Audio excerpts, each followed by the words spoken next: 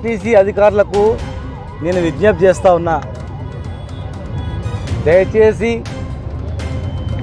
ఈ fruit market పైన వీళ్ళ వెండర్స్ పైన దౌర్జన్యము చేయొద్దండి. ఇది మీ జాగీర్ కాదు. బస్టాండ్ అంటేనే బస్టాండ్లో బతికేది ఆటో డ్రైవర్లు. ప్రయాణికులకు ఇమ్మీడియట్గా రాగానే ఇంటికి చేర్చేది ఎవరంటే ఆటో డ్రైవర్లు. తర్వాత బస్టాండ్లో దిగంగానే బంధువుల ఇళ్ళకు లేకపోతే హాస్పిటల్కి పోవాలంటే పనులు తీసుకొని పోతారు. నీడది. ఊర్లలోకి పోయేటప్పుడు కూడా ఇంటికి పనులు తీసుకొని పోతారు. గ్రామాల్లో పనులు దొరకవు, అట్టి పనులు దొరకవు, యాపిల్ పనులు దొరకవు. ఊర్లలో ముసలోళ్ళు కానీ పిల్లలు కానీ ఎవరైనా రోగులు కానీ ఉంటే విలేజ్లలో బస్టాండ్ దగ్గర కొనుక్కొని అగ్బలు కొనుక్కొని పోతారు. వాళ్ళు చాలా అగ్బలు దొరుకుతాయి ఇక్కడ. ఏ అరటి పండ్ల వ్యాపారి కోటీశ్వరుడు కాలే ఇక్కడ. ఏ ఆపిల్ పండు అమ్మేటోడు ఎవరు కూడా కోటీశ్వరుడు కాలే. వాళ్ళ తాత ముత్తాతల నుంచి వాడు పని చేస్తున్నాడు. తాత చేస్తున్నాడు, తండ్రి చేస్తున్నాడు, పిల్లలు ఎవడు అంతే. ఉదయం లేస్తే రాత్రి వరకు బతికేది కష్టం. ఇది తెలంగాణ. ఇది ఇక్కడ వచ్చి మీరు వెళ్ళిపోవాలంటే ఎట్లా?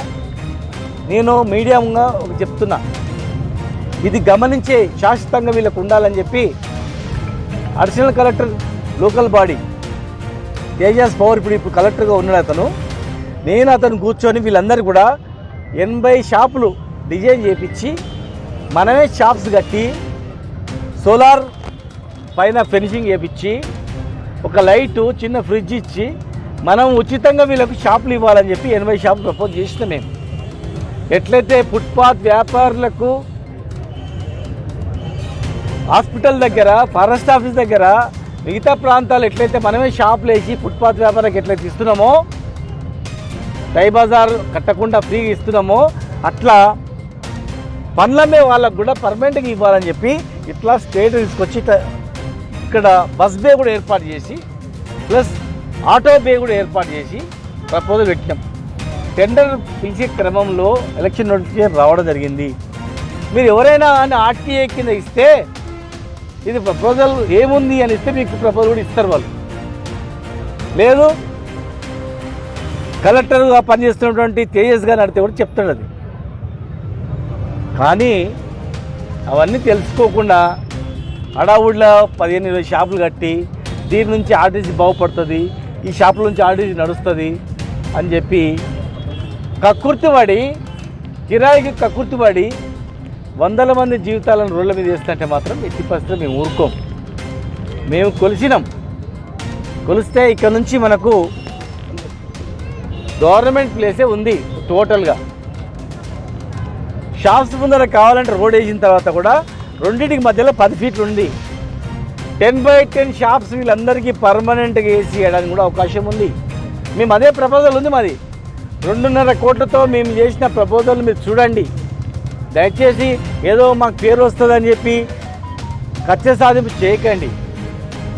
పేదోళ్ళ మీద ప్రతాపం చూపకండి దయచేసి. దాదాపు 100 మంది ఫుట్పాత్ వ్యాపారులు గౌరవంగా బతకాలని షాపు, సోలార్ లైటు, ఫ్యాన్ కూడా ఇప్పించి పెట్టినాం.